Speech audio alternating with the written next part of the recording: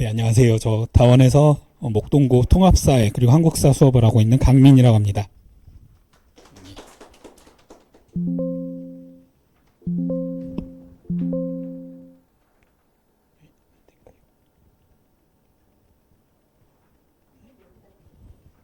거기다가 네. 어이구, 거꾸로 넣네. 네. 요렇고요. 네, 좀 사진이랑 다를 수가 있는데 그래도 오늘 어머님들 뵙는다고 전에 시간 내가지고 샵도 갔다 왔는데 뭐 티는 안 나는 것 같고요. 네. 앞에서 이제 다른 선생님들께서 22년 개정 교육과정에 대해서 기본적으로 말씀들은 다 해주셨을 거예요. 그래서 앞에 방금 전에 통합과 허승우 선생님 말씀하시는 것도 들었는데, 뭐 기본적인 내용에 대해서는 이제 어느 정도 숙지를 하셨을 거라고 생각을 하고요. 사회과 같은 경우에 가장 큰 특징은 선택 과목 9개가 없어지고 이제 통합사회 하나로 합쳐졌다 이렇게 생각을 하시면 될 것 같습니다. 2학년 때부터 뭐 진로 과목이라든지 이런 과목들이 있긴 하지만 사회가 수능으로 돌아왔습니다. 그래서 제가 10월달 설명회 때 이렇게 어머님들한테 말씀드렸어요. 통합사회의 역습이다. 그동안 이제 이과 가는 친구들이 많다 보니까 1학년 때는 그냥 어느 정도 면피만 하는 수준으로 공부를 했는데 이게 이제 1학년 때 공부를 하는 걸로 끝나는 게 아니고 3학년 지나면 이제 수능까지 가니까요. 기본적인 공부를 해놓지 않으면 3학년 때 또 이제 국영수 주요 과목 공부를 해야 되는 그 부담감에 사회는 언제 하지? 이런 중압감이 또 생길 수가 있어요. 그리고 또 중요한 게 뭐냐? 좀 이따 말씀을 드리겠습니다.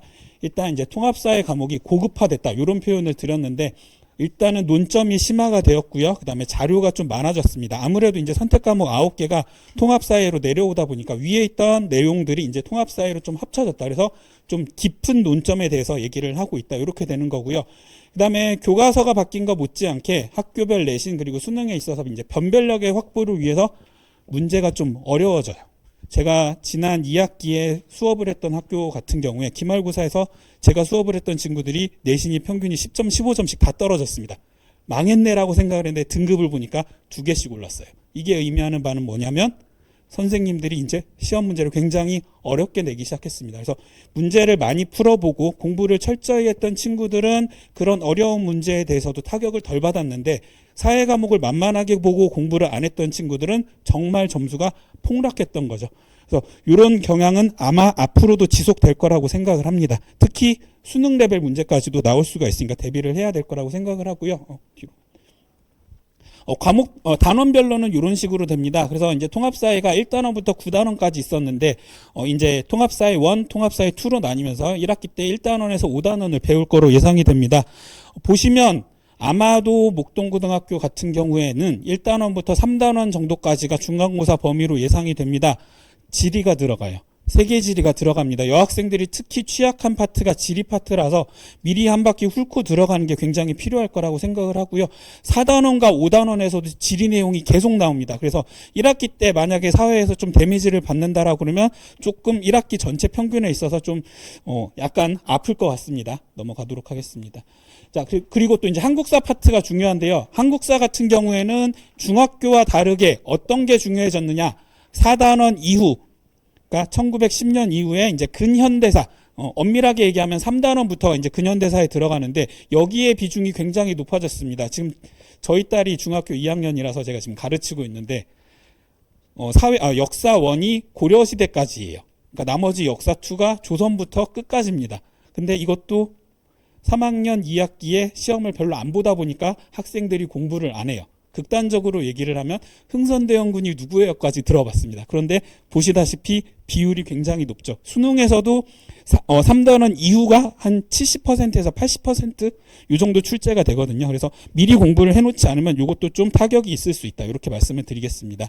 자, 그리고 과학 같은 경우에도 물화생지가 굉장히 이제 영역이 넓은데 공부를 하기가 힘든 것처럼 사회 같은 경우에도 특히 여학생들 같은 경우에는 지리를 접는 경우가 많았습니다. 그런데 그럴 경우에는 아까도 말씀드린 것처럼 모든 단원에 걸쳐 있기 때문에 어느 한 시험에서라도 크게 빵꾸가 날 수가 있으니까 공부를 잘 해야 되는 거고요. 특히 제가 이제 통합사회 전체에서 좀 어려운 단원으로 꼽는 게 경제 문제에서 이제 비교 우위 계산하는 문제가 나와요. 이거 여학생들이 특히 좀 어려워하는 문제고요. 윤리 같은 경우에는 이건 남학생들이 좀 더 어려워하긴 한데 사상가를 물어보는 문제가 나옵니다. 그리고 세계지도 그 기후라든지 문화라든지 1학기 전반적으로 나오는 요 영역에 대해서도 조금 어려운 파트니까 대비를 해야 될 거라고 생각을 합니다.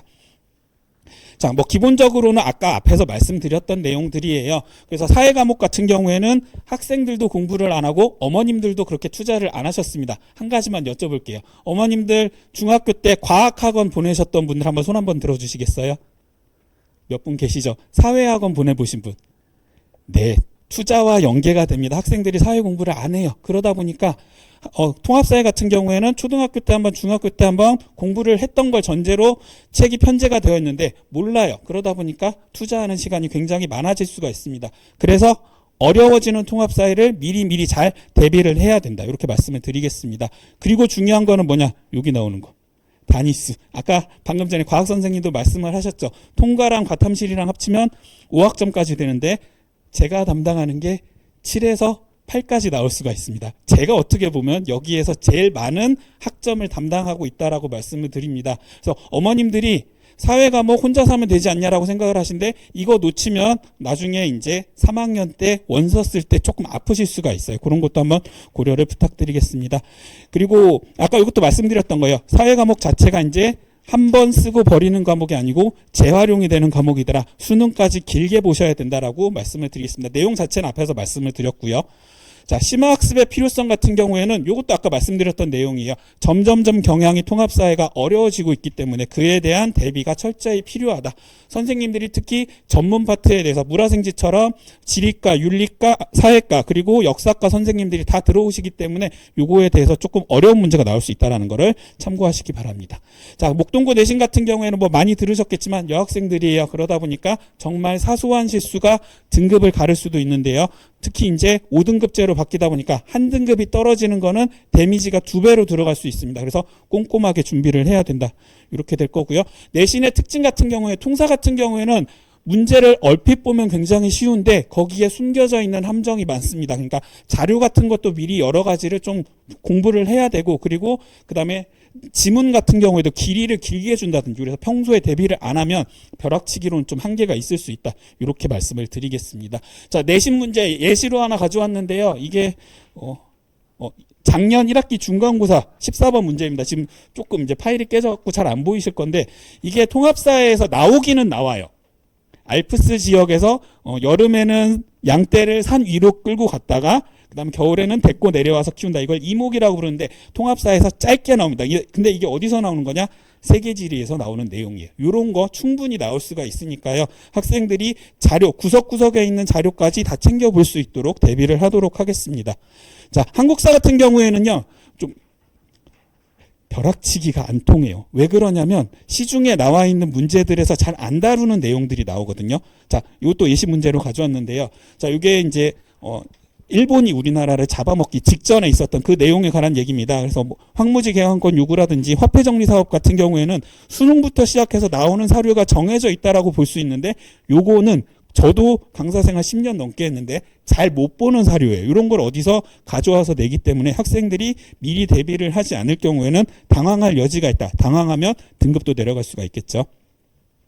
자, 제 수업을 간단하게 소개를 해드리자면 보시면 앞에 다른 선생님들과는 달리 좀 약간 텐션이 올라와 있죠. 그러니까 학생들에게 얘기를 너무 많이 하고 싶어요. 그러니까 통합사회 그리고 한국사에서 필요한 다양한 사례에 대해서 학생들에게 끊임없이 제시를 해주고요. 그다음에 학생별로 취약 부분에 대해서 좀 문제를 더 챙겨준다든지 아니면 뭐 해설지를 별도로 챙겨준다든지 이런 식으로 케어가 들어가고 있습니다. 그리고 학생들이 한 학기 수업이 끝나고 나면 이제 강의 평가를 적어주는데 대부분 일단 재밌다로 시작을 해요. 학생들이 좋아하는 강의고요. 그리고 어머님들도 좋아하십니다. 끝나고 나면 성적은 다 오르거든요. 그래서 부모님이 좋아하시는 강의다. 그리고 이 밑에 있는 내용들은 좀 이따 다시 한번 말씀을 드릴게요. 그래서 제 교재 같은 경우에는 거의 대부분 이제 자체 교재를 쓰고 있고요. 저는 요 한자 쌓을 적자를 굉장히 좋아합니다. 문제 같은 경우에는 학생들이 만약에 필요하다 더 주세요 하면 1000문제도 넘게 줄 수가 있습니다. TV는 다 있으니까요.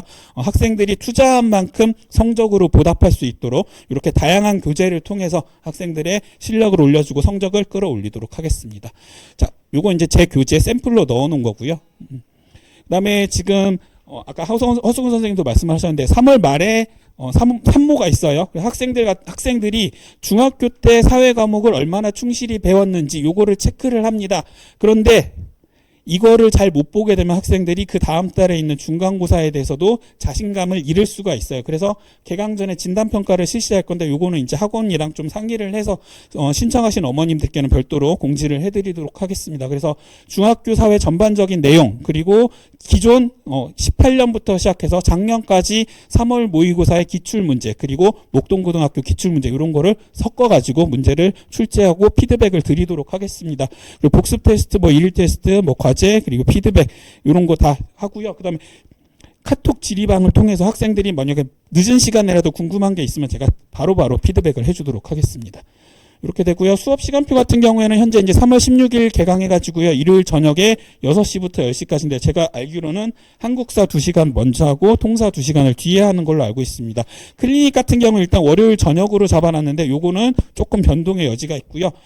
클리닉 같은 경우에도 제가 학생들이 궁금해하는 상황 그리고 어머님들이 또 궁금해하시는 상황에 대해서 철저하게 대비해가지고 학생들이 이 수업만 잘 들어도 원하는 성적을 얻을 수 있도록 이렇게 준비하도록 하겠습니다.